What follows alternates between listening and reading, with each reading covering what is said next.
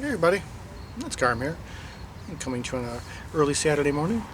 Uh, Lovely, quite mild for this time in October.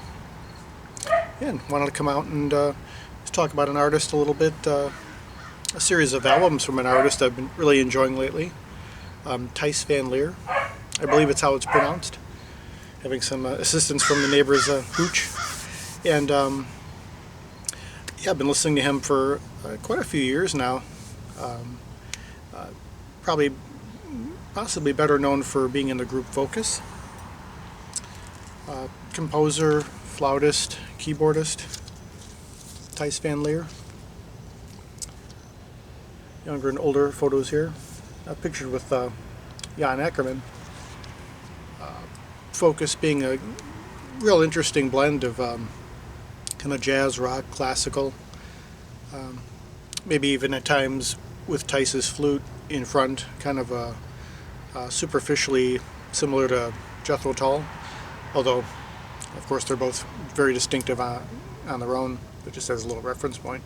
But yeah, I still have to hear a lot more of this group. You know, I've only gotten into them fairly recently, but I'd been aware of Tice for a few years.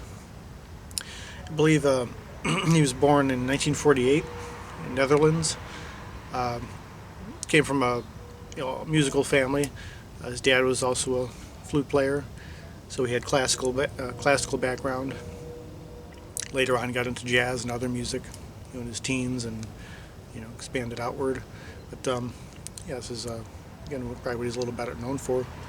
But I've been getting into these for the last few years.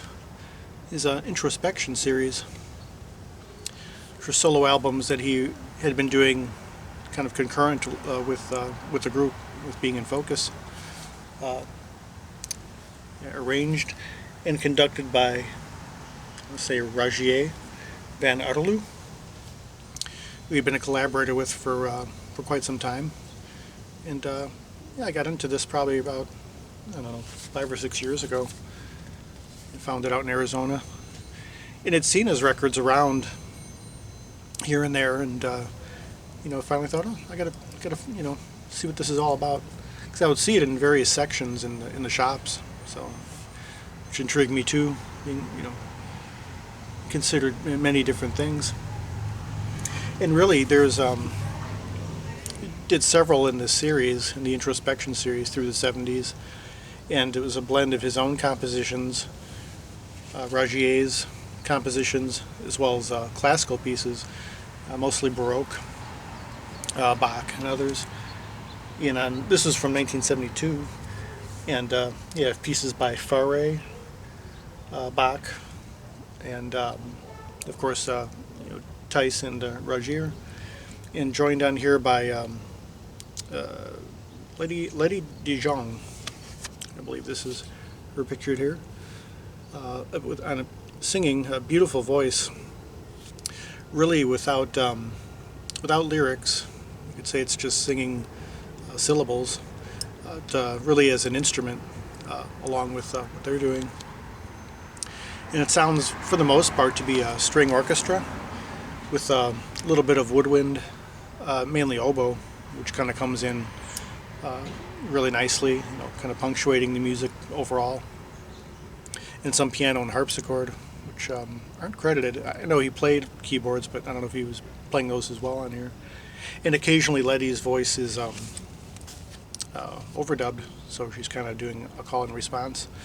But really a seamless blend between the original compositions and the pieces by Bach and Fauré. And of course you have the pieces from Focus. So if you're familiar with the group, their own take on it, it's fascinating to hear this version and the versions he's doing, which has a more of a sustained mood to it. There is a nice blend of kind of a brightness and melancholy, but again, kind of a seamless merging of the two, as well as the merging of the classical and the original composition. Beautiful stuff. Not difficult to get into at all. I mean, it's very, somebody even say easy listening in a sense, or kind of like the music of one's grandparents' generation on the surface. But I think there's a lot of layers, a lot of colors and depth to what he's doing as a player, what they're doing playing together, and the composition and arrangement. You could hear a lot more going on, and it's just fascinating and just quite beautiful. Could play it any time. This is the first one, the first Introspection from '72. And then we have the second one here, 1975. And pretty much the same people. He's playing flute, and Rogier is back arranging and conducting. Letty Dujong is back. On here it sounds like, there's also more compositionally, they're using wider scope. They have Granados, Cimarosa, as well as Bach again, Handel, Stolzel and Bach. And again, the original compositions. Sounds like instrumentally it's widening a little bit. You could hear a little bit of some electric bass and light drums and percussion. Really kind of a soft rhythmic bed, like more like almost transparent at times, where you just barely notice it, but it's not done in a way that would be like you'd have in rock or jazz, but just just a lot more subtle. But it does, you notice the difference as far as the instrumental colors and how it lends to the moods. And again, that really nice blend of emotions. It's light, but not in a substantive way. Light as in it's easy to get into, but there's a lot of depth to what they're doing, for me at least. And quite beautiful. And his flute playing is just really something else. I mean, you can just kind of home in on that by itself, and then go to all the other listen to all the other aspects separate or together. And again, Letty's voice is just perfect. Just wonderful. Sounds like she has a wonderful sense of context and just blending in all together, standing out and blending in equal measure. So yeah, another beautiful one. Introspection 2 from 1975. Oh, and I also have a little twofer here. The first two albums on CD. It's on the BGO label. Got BGO Records. Does some nice kind of these kind of blendings of twofers and multiple album sets. So that's available. Next up we have the third one, Introspection 3, which I believe is from 1977. On here, pretty much the same lineup and instrumentation overall. Really nice seamless blend between these albums for being several years apart. On here, for me, it feels like a elegiac feeling. I'm pronouncing it correctly, like an elegy, a little more not really not real sad. I don't find it real sad, but you could feel a bit of that tone, that kind of somewhat mournful tone, but hopeful as well. It just seems to be a more sustained mood throughout the album. And you have pieces by Gluck, Purcell, Chiazzato, Handel again, Fauré. So it's widening even more so as far as the composers, and the original compositions by Van Leer and Ottoloo. And Letty is back on vocals. The whole album is beautiful. Again, has that sustained mood of being a little more, downbeat, but not too much. But the final piece, Focus 5, for me is probably the most beautiful piece in the whole series, the whole Introspection series. And the way it's done here is just, it could just sweep you off your feet. It's so lilting, and just the way, and again, the way they're all blended together. Letty's voice, his flute playing, I mean, it's very moving. Not depressing. It's very, it kind of ends the album on a very, I'd say a high note. bright with, again, that wistful feeling. But I would highly recommend this piece in particular. If you're only going to listen to one or two pieces from the whole series, Focus 5 from Introspection 3, just gorgeous. So yeah, very much recommended. And there's one more, I guess you could say, in like the proper series of the time, Introspection 4 from 1979, with, again, pretty much the same lineup and context and mixture of classical with the original pieces. This piece is by Corelli, Handel, Telemann, Scarlatti, as well as, again, Van Leer and Otterloo. Now this one right away stands out a bit from the previous one, from the third one.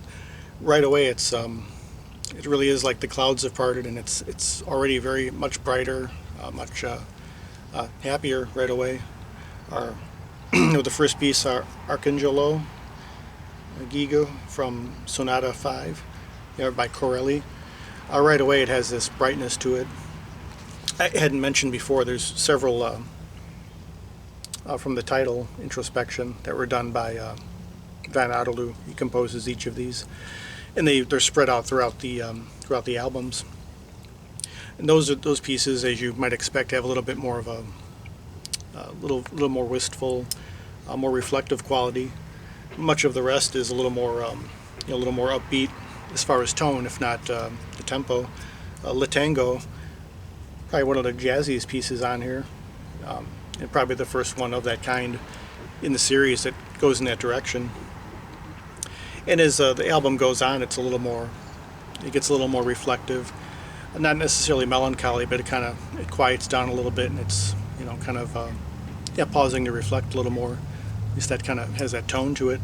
In the final piece, Song for Eva, I would put that along with Focus 5 as far as pieces that really recommend hearing if you're only going to listen to a couple from the whole series. If I could find them individually, I'll put links to them below in the notes. But, highly recommended. So yeah, this is definitely kind of a brighter contrast to the third album, but I recommend that one just as much. And yeah, kind of the journey is continuing with his, again, with the flute and the various blend of instruments and Letty's voice. It's just gorgeous altogether. So yeah, Introspection 4. And finally here, we jump ahead quite a bit to 1992. Introspection 92. Of course, this stands out quite a bit from the previous ones in that,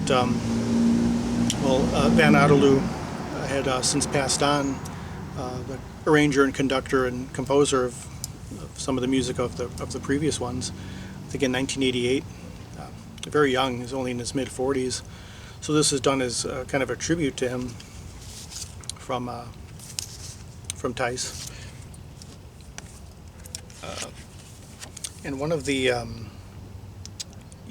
Dick Baker arranges and conducts the music, who I guess had been a student of Van Otterloo. You have Tice on here playing flutes. There's also Louis Van Dyke playing piano. You have some nice piano trio albums by him. He also did an interesting, I have on CD, it's playing Lennon and McCartney's music on church organ.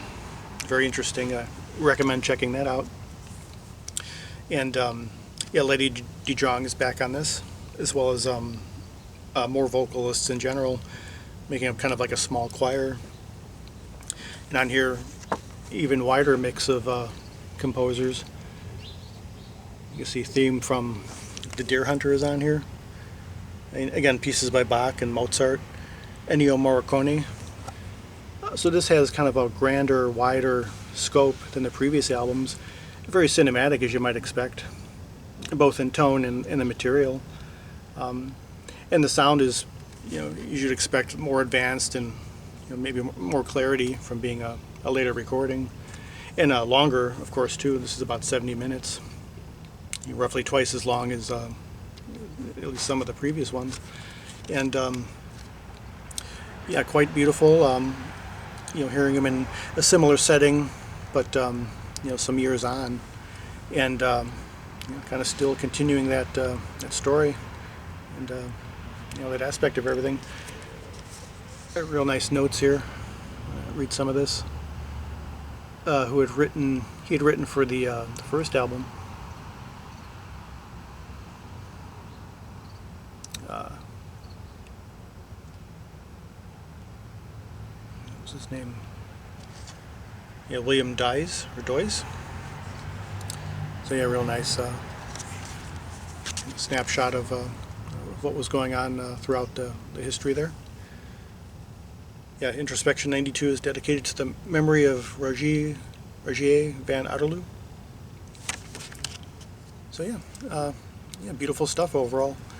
And again, this is all quite it's quite accessible, pretty easy to find, whether online or just the actual copies. You find them in the shops, and yeah, someone who's well known, but maybe not so well known, but they're very well worth looking into. And again, for someone who's just starting to get into focus a little bit, however you want to take that, but the group focus, yeah, it's fun. Been really a lot of fun revisiting these, and also as I look further into the group itself, and hearing different aspects of Thijs van Leer. So yeah, if you're definitely recommend these for a different taste of classical interpretation as well as modern composition, relatively modern composition, and chamber group playing. And again, if you like the flute, that kind of flute playing, as well as vocals being approached in that way as an instrument, these are all very much recommended. So yeah, just wanted to come on and share these. Figured it's perfect for a nice fall morning. And this music sounds great anytime, but especially this time of year, it's always strikes a little deeper for me. So yeah, Thijs van Leer, and some little bit of focus there. So yeah, we'll see what comes next. Have a few. I don't always like to say too much about what I plan on doing because I never get around to it or can hold myself to it. But I want to do some artist profiles further on, eventually soon, hopefully. So yeah, well, thank you all for watching. Hope we're all as well as possible. It's beautiful where you're at. Until the next one. Peace, love, and joy.